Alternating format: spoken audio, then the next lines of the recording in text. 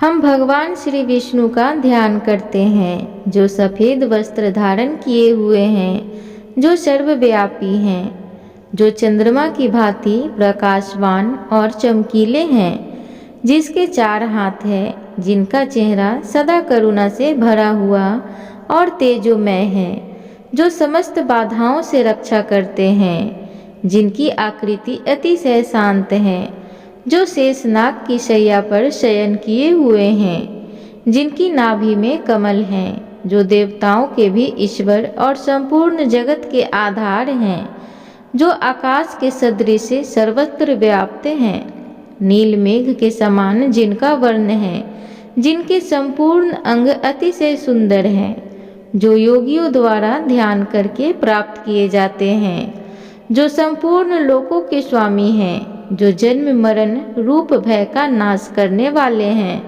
ऐसे लक्ष्मीपति कमल नेत्र भगवान श्री विष्णु को मैं दंडवत प्रणाम करती हूँ। ओम नमः शिवाय। जय श्री नारायण, जय लक्ष्मी माता। प्रिय श्रोतागणों, आज हम सभी विजय एकादशी की बड़ी ही दुर्लभ कथा को श्रवण करेंगे।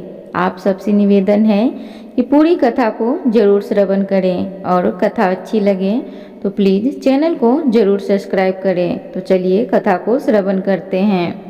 विजय एकादशी का व्रत बाकी एकादशियों की तरह ही बहुत कल्याणकारी माना गया है। मान्यता है कि जो व्यक्ति विजय एकादशी का व्रत करता है उसे इस लोक में विजय प्राप्त होती है और उनका परलोक में भी अक्षय बना रहता है। युधिष्ठिर ने पूछा, वासुदेव, फाल्गुन के कृष्ण पक्ष में किस नाम की एकादशी होती है? कृपया करके बताइए। भगवान श्री कृष्ण बोले, युधिष्ठिर, एक बार नारद जी ने कमल के आसन पर विराजमान होने वाले ब्रह्मा जी से प्रश्न किया, सूरश्रेष्ठ, फाल्गुन के कृष्ण पक्ष में जो विजया नाम की एकादशी होती है, कृपया उसके पुण्य का वर्णन कीजिए। ब्रह्मा जी ने कहा, नारद सुनो, मैं एक उत्तम कथा सुनाता हूँ जो पापों का अपहरण करने वाली है। यह व्रत बहुत ही प्राचीन, पवित्र और पापनाशक है। यह विजया नाम की एकादशी राजाओं को विजय प्रदान करती है, इसमें तनिक भी संदेह नहीं। पूर्व काल की बात है। भगवान श्री रामचंद्र जी 14 वर्षों के लिए वन में गए और वहाँ पंचवटी में सीता तथा लक्ष्मण के साथ रहने लगे।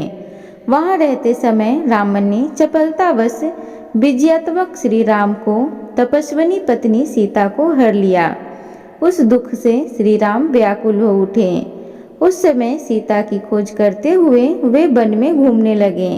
कुछ दूर जाने पर उन्हें जटायु मिले, जिनकी आयु समाप्त हो चुकी थी। इसके बाद उन्होंने वन के भीतर कंबंध नामक राक्षस का वध किया। फिर सुग्रीव के साथ उनकी मित्रता हुई। तत्पश्चात श्री राम के लिए वानरों की सेना एकत्रित हुई। हनुमान जी ने लंका उद्यान में जाकर सीता जी का दर्शन किया और उन्हें श्री राम को चिन्ह स्वरूप मुद्रिका प्रदान की। यह उन्होंने महान पुरुषार्थ का काम किया था। वहां से लौटकर वे श्री रामचंद्र जी से मिले और लंका का सारा समाचार उनसे कह दिया। हनुमान जी की बात को सुनकर श्री राम ने सुग्रीव से अनुमति लेकर लंका को प्रस्थान करने का विचार किया और समुद्र किनारे पहुंचकर उन्होंने लक्ष्मण से कहा, सुमित्रा नंदन, किस पुण्य से इस समुद्र को पार किया जा सकता है? यह अत्यंत आघात और भयंकर जल जंतुओं से भरा हुआ है। मुझे ऐसा कोई उपाय नहीं दिखाई देता जिससे इसको सुगमता से पार किया जा सके। लक्ष्मण बोले, महाराज, आप ही आदि देव और पुराण पुरुष पुरुषोत्तम हैं। आपसे क्या छिपा है? यहाँ द्वीप के भीतर बकदालभ्य नामक मुनि रहते हैं। यहाँ से आधे योजन की दूरी पर उनका आश्रम है। हे रघुनंदन, उन प्राचीन मुनीश्वर के पास जाकर उनसे इसका उपाय पूछिए। लक्ष्मण की यह अत्यंत सुंदर बात सुनकर श्री रामचंद्र जी महामुनि बकदालभ्य से मिलने के लिए गए। वहां पहुंचकर उन्होंने मस्तक झुकाकर मुनि को प्रणाम किया। मुनि उनको देखते ही पहचान गए। ये पुराण पुरुषोत्तम श्री राम हैं, जो किसी कारणवश मानव शरीर में अवतीर्ण हुए हैं। उनके आने से महर्षि को बड़ी प्रसन्नता हुई। उन्होंने पूछा, श्री राम, आपका कैसे यहाँ आगमन हुआ? श्री राम बोले, ब्राह्मण, आपकी कृपा से राक्षसों सहित लंका जीतने के लिए सेना के साथ समुद्र के किनारे आया हूँ। हे मुनि, अब जिस प्रकार समुद्र पार किया जा सके वह उपाय कृपया करके मुझे बताइए। बकदालभ्य ने कहा, श्री राम, फाल्गुन के कृष्ण पक्ष में जो विजया नाम की एकादशी होती है उसका व्रत करने से आपकी विजय होगी। निश्चय ही आप अपनी वानर सेना के साथ समुद्र पार कर लेंगे। राजन, अब इस व्रत को फलदायक विधि सुनिए। दशमी का दिन आने पर एक कलश स्थापित करें। वह सोने, चांदी, तांबे या मिट्टी का भी हो सकता है। उस कलश को जल से भरकर उसमें पल्लव डाल दें। उसके ऊपर भगवान नारायण के सुवर्णमय विग्रह को स्थापना करें। फिर एकादशी के दिन प्रातःकाल स्नान करें। कलश को पुनः स्थिरता पूर्वक स्थापित करें। माला, चंदन, सुपारी तथा नारियल आदि के द्वारा विशेष रूप से उसका पूजन करें। कलश के ऊपर सप्त धान्य और जौ रखें। गंध, धूप, दीप और भांति भांति के नैवेद्य से पूजन करें। कलश के सामने बैठकर वहाँ सारा दिन उत्तम कथा, वार्ता आदि के द्वारा व्यतीत करें तथा रात में भी वहाँ जागरण करें। अखंड व्रत की सिद्धि के लिए घी का दीपक जलाएं। फिर द्वादशी के दिन सूर्योदय होने पर उस कलश को किसी जलाशय के समीप, नदी, झरने या पोखर के तट में ले जाकर स्थापित करें और उसकी विधिवत पूजा करके देव प्रतिमा सहित उस कलश को वेद वेत्ता ब्राह्मण के लिए दान कर दें।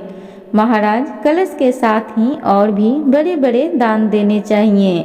श्री राम, आप अपने युद्धपतियों के साथ इसी विधि से प्रयत्न पूर्वक विजय का व्रत कीजिए। इससे आपकी विजय होगी। ब्रह्मा जी कहते हैं, हे नारद, यह सुनकर श्री रामचंद्र जी ने मुनि के कथन अनुसार उस विजया एकादशी का व्रत किया। उस व्रत के करने से श्री रामचंद्र जी की विजय हुई। उन्होंने संग्राम में रावण को मारा, लंका पर विजय पाई और माता सीता को प्राप्त किया। बेटा, जो मनुष्य इस विधि से व्रत करते हैं उन्हें इस लोक में विजय प्राप्त होती है और उनका परलोक भी अक्षय बना रहता है। प्रिय भक्तगणों, एक बार बोलिए सियावर रामचंद्र की जय, लक्ष्मीपति नारायण भगवान की जय। अब हम सब त्रिदेवों की बड़ी ही दुर्लभ कथा को प्रसन्न चित्त मन के साथ श्रवण करेंगे। तो चलिए कथा सुनते हैं। एक समय की बात है जब ऋषि मुनियों ने यह जानने का निर्णय लिया कि त्रिदेवों यानी ब्रह्मा, विष्णु और महेश में से सबसे सर्वश्रेष्ठ कौन है। इस बात का पता लगाने की जिम्मेदारी भृगु ऋषि को दे दी गई। भृगु ऋषि इस बात का पता लगाने के लिए सबसे पहले ब्रह्मलोक गए और वहां पहुंचकर ब्रह्मदेव की परीक्षा लेने लगे। उन्होंने सीधे क्रोध से पूछा, आपने मुझे प्रणाम क्यों नहीं किया? यह सुनते ही ब्रह्मदेव को गुस्सा आ गया। उन्होंने झल्लाते हुए पूछा, क्या एक पुत्र अपने पिता से श्रेष्ठ हो गया है जो उसे मुझे प्रणाम करना होगा? यह सुनने के बाद भृगु ऋषि उनसे कहते हैं कि मैं तो आपकी परीक्षा ले रहा था और आप मुझ पर क्रोधित हो गए। इतना कहकर भृगु ऋषि वहाँ से सीधे कैलाश को चले गए। वहाँ जाकर वो नंदी से कहते हैं कि मुझे शिव जी से मिलना है। नंदी ने ऋषि को जवाब देते हुए कहा, मैं भगवान शिव का ध्यान भंग नहीं कर सकता। ऐसा करने पर भोलेनाथ क्रोधित होंगे। नंदी का जवाब सुनकर भृगु ऋषि खुद ही शिव जी के ध्यान को भंग कर देते हैं। शिव जी का ध्यान भंग होने पर वो भी गुस्सा करते हुए भृगु ऋषि को भस्म करने की बात कहते हैं। तभी माता पार्वती उन्हें रोकती हैं और ऋषि मुनि को क्षमा करने की प्रार्थना करती हैं। शिव जी के गुस्से को देखने के बाद भृगु ऋषि कैलाश से सीधे वैकुंठ चले जाते हैं। वहाँ वो देखते हैं कि भगवान विष्णु आराम कर रहे हैं और माता लक्ष्मी उनके पैर दबा रही होती हैं। उसी वक्त भृगु ऋषि सीधे विष्णु भगवान की छाती पर पैर से प्रहार करते हैं। इस प्रहार से भगवान विष्णु की नींद खुल जाती है। और वो भृगु ऋषि से प्यार से पूछते हैं, हे ऋषिवर, मेरे कठोर शरीर से कहीं आपके कोमल पैर को चोट तो नहीं लगी? अगर लगी होगी तो मुझे क्षमा कर दें। यह सुनते ही ऋषि प्रसन्न हो जाते हैं और समझ जाते हैं कि भगवान विष्णु ही त्रिदेवों में सर्वश्रेष्ठ हैं। माँ लक्ष्मी भी ये सब होते हुए देखती हैं। वो गुस्से में कहती हैं, नाथ, उन्होंने आपको पैर से मारा और आप इस तरह प्रेम भाव दिखा रहे हैं। क्रोध में वो भगवान विष्णु को छोड़कर बैकुंठ से सीधे धरती चली जाती हैं और महाराष्ट्र के कोल्हापुर में रहने लगती हैं। माता लक्ष्मी के बैकुंठ छोड़कर चले जाने पर भगवान विष्णु को लगता है कि उनका सम्मान और संपत्ति नष्ट हो गई है। इसी वजह से उनका मन काफ़ी अशांत रहने लगा। फिर वो माता लक्ष्मी की तलाश में धरती पर चले जाते हैं। धरती पर जाकर भगवान विष्णु श्रीनिवास नामक व्यक्ति बनकर माता लक्ष्मी को ढूंढने लगते हैं। माता लक्ष्मी को ढूंढते ढूंढते वो वेंकटचल पर्वत में स्थित बकुला माई के आश्रम पहुंच जाते हैं। वहां बकुला माई ने उनका आदरपूर्वक स्वागत किया और उन्हें आश्रम में ही रहने के लिए कहा। उस आश्रम में भगवान आराम से श्रीनिवास बनकर रहने लगे। कुछ दिन बाद वहां एक हाथी आ जाता है जो सबको परेशान करता है।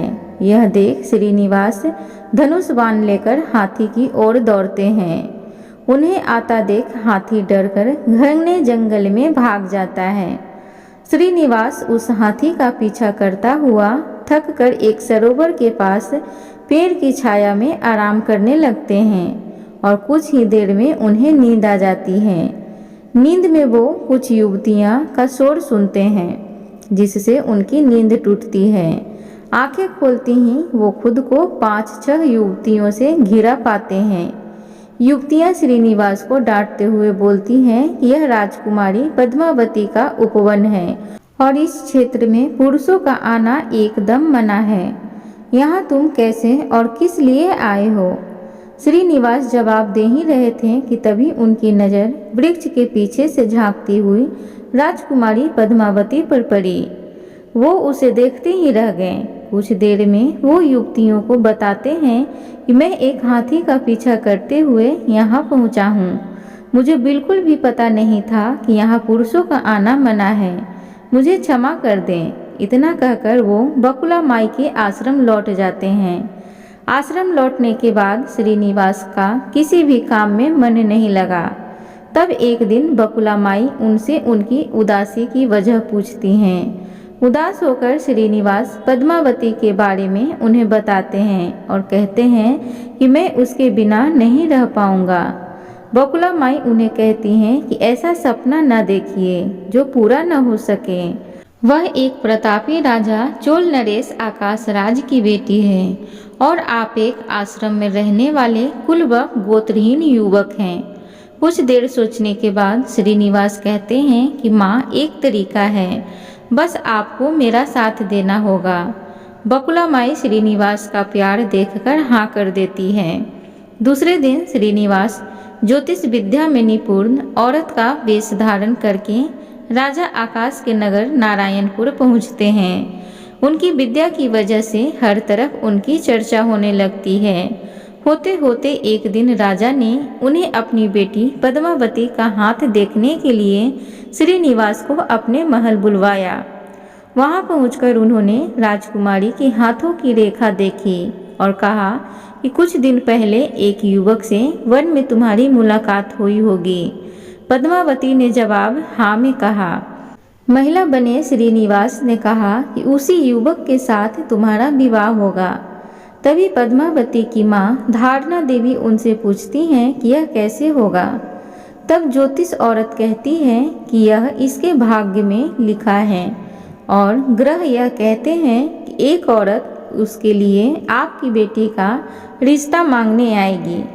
2 दिन बीतने के बाद बकुला माई एक तपस्विनी बनकर राजमहल गई और अपने युवा पुत्र के लिए पद्मावती के रिश्ते की बात की। तभी राजा आकाश बकुला माई को पहचान जाते हैं और उनसे पूछते हैं कि यह युवक कौन है। बकुला माई उन्हें श्रीनिवास के बारे में बताते हुए कहती हैं कि वह चंद्रवंश में जन्मा हुआ लड़का है जो मेरे आश्रम में रहता है और मुझे माँ मानता है। राजा उनकी बात सुनने के बाद बकुला माई से सोचने के लिए कुछ दिन मांगते हैं। फिर राजा ने अपने राजपुरोहित को बुलवाकर इस बारे में चर्चा की। सब कुछ जानने के बाद राजपुरोहित श्रीनिवास के बारे में पता लगाने में जुट जाते हैं। श्रीनिवास के बारे में अच्छे से पता करके वह राजा को कहते हैं कि महाराज, उसमें भगवान विष्णु के समान गुण है और आपकी पुत्री लक्ष्मी जैसी है। ऐसे में यह वर आपकी पुत्री के लिए सुयोग्य है। यह सुनकर राजा तुरंत बकुला माई के आश्रम में अपनी स्वीकृति के साथ विवाह की लग्न पत्रिका भिजवा देते हैं। श्रीनिवास और बकुला माई को राजा की मंजूरी से जितनी खुशी हुई उतनी ही चिंता होने लगी। दोनों के मन में होता है कि उनके पास शादी कराने के लिए पर्याप्त धन नहीं है और न ही विवाह के बाद लड़की के रखने के लिए घर। तब बकुला माई श्रीनिवास को लेकर वराह स्वामी के पास जाकर उन्हें श्रीनिवास के शादी में खर्च करने के लिए धन की कमी की समस्या के बारे में बताती हैं। तब वराह स्वामी 8 दिग्पाल का आवाहन करते हैं। तभी वहाँ ब्रह्मा, शंकर, इंद्र, कुबेर आदि देवता प्रकट हो जाते हैं। फिर वराह स्वामी श्रीनिवास से कहते हैं कि तुम खुद ही इन्हें अपनी समस्या के बारे में बताओ। श्रीनिवास देवताओं से पूछते हैं कि मैं चोल नरेश राजा आकाश की पुत्री पद्मावती से शादी करना चाहता हूँ, पर मेरे पास शादी के लिए धन नहीं है। मुझे क्या करना चाहिए? इंद्रदेव यह सब सुनकर कुबेर से कहते हैं कि तुम शादी के लिए इन्हें ऋण दे दो। जवाब में कुबेर बोलते हैं कि मुझे ऋण देने में कोई परेशानी नहीं है, बस यह सुनिश्चित कर दीजिए कि मुझे धन वापस कब और किस तरह से मिलेगा। तब श्रीनिवास ने कहा, आप चिंता न कीजिए कुबेर देव, मैं कलयुग के अंत तक पूरा ऋण चुका दूंगा। फिर कुबेर ने देवताओं को साक्षी रखकर श्रीनिवास को ऋण दे दिया। उन पैसों से वह पद्मावती से बड़े धूमधाम के साथ शादी करते हैं। तभी उनकी शादी की सूचना लेकर नारद जी कोल्हापुर पहुंच जाते हैं और माँ लक्ष्मी को सारी बातें बता देते हैं। जैसे ही माता लक्ष्मी को पता चलता है कि विष्णु जी ने श्रीनिवास बनकर पद्मावती से शादी करके वेंकटचल पर्वत पर रह रहे हैं, तो वह उदास हो जाती हैं। कुछ ही देर में वो सीधे विष्णु भगवान से मिलने के लिए वेंकटचल पर्वत पहुंचती हैं। वहां वो देखती हैं कि पद्मावती बड़े प्यार से श्रीनिवास की सेवा कर रही हैं। माँ लक्ष्मी से रहा नहीं जाता और वे उन्हें भला बुरा कहने लगती हैं। आखिर वे पद्मावती को बताती हैं कि श्रीनिवास नहीं बल्कि मेरे पति विष्णु हैं, तुमने इनसे कैसे विवाह कर लिया? फिर माता लक्ष्मी और पद्मावती के बीच बहुत देर तक वाद विवाद होने लगता है। यह सब देखकर श्रीनिवास को बहुत दुख हुआ और वो वहाँ से थोड़ा पीछे हटकर एक पत्थर की मूर्ति बन जाते हैं। माता लक्ष्मी और पद्मा देवी दोनों यह देखकर बहुत परेशान हो जाती हैं और कहती हैं कि अब श्रीनिवास किसी के नहीं रहें। तभी मूर्ति से आवाज आती है, देवियों, मैं हमेशा इस स्थान पर रहूँगा और मुझे लोग वेंकटेश्वर स्वामी के नाम से जानेंगे। मैं यहाँ रहकर अपने भक्तों की इच्छा पूरी करता रहूँगा। साथ ही मुझे चढ़ाए जाने वाले धन के माध्यम से मैं कुबेर का कर्ज और ब्याज चुकाता रहूँगा। बस तुम दोनों झगड़ना बंद कर दो। इतना सुनने के बाद माता लक्ष्मी और पद्मावती उनसे क्षमा मांगती हैं। फिर माता लक्ष्मी कोल्हापुर जाकर महालक्ष्मी की मूर्ति और पद्मावती चूरनाचूर में शिला में विग्रह बन जाती हैं। यही कारण है कि तिरुपति विराजमान वेंकटेश्वर स्वामी के दर्शन के लिए भक्तों से चंदन, धूप, फूल और मिठाई नहीं बल्कि धन लिया जाता है। एक बार बोलिए श्री वेंकटेश्वर स्वामी की जय। प्रिय भक्तगणों, उम्मीद करूंगी आज की कथा आप सबको अच्छी लगी हो, तो कृपया चैनल को जरूर सब्सक्राइब करें, वीडियो को लाइक करें, कमेंट बॉक्स में श्रीमन नारायण जरूर लिखें। धन्यवाद।